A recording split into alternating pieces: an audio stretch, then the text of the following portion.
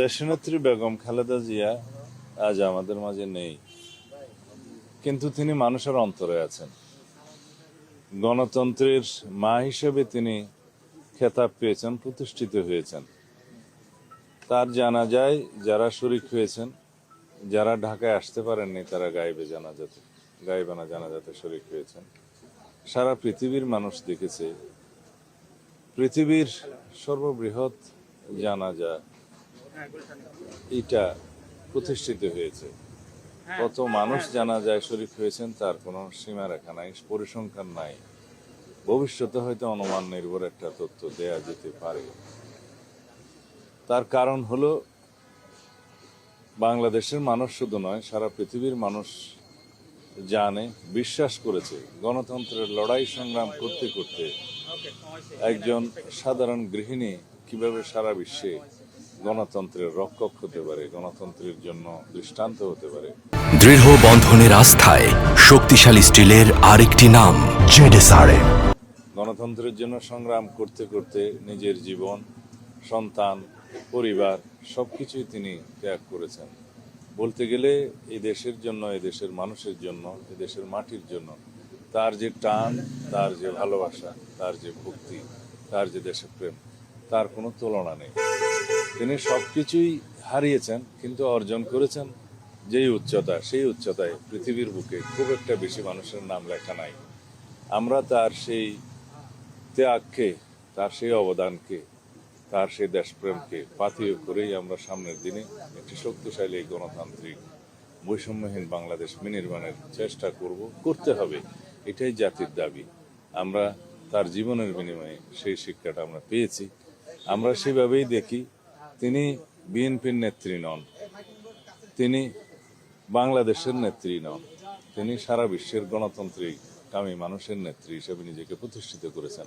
তিনি সব দল মতের ঊর্ধ্বে নিজেকে তুলতে পেরেছেন এবং এদেশের মানুষ, এদেশের সকলেই তাকে সেই মর্যাদায় আসীন করেছেন।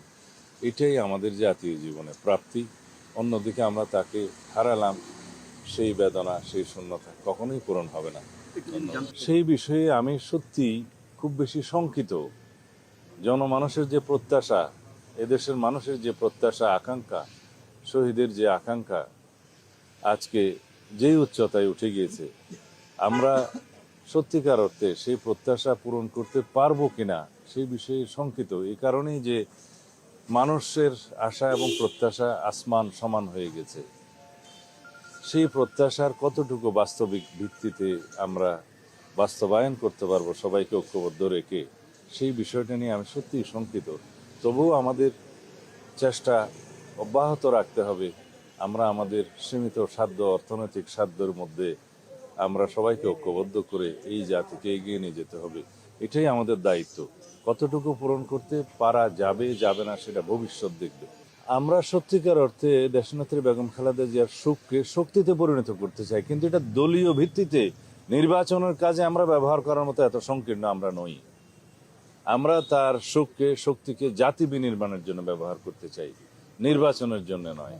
তার মনোনয়নের ক্ষেত্রে যেহেতু তিনি ফিজিক্যালি আর নেই, সেজন্য আইনের ভিত্তিতে জেনারেল ক্লজেস অ্যাক্ট অনুসারে তার কোনো লিগ্যাল এন্টিটি নাই।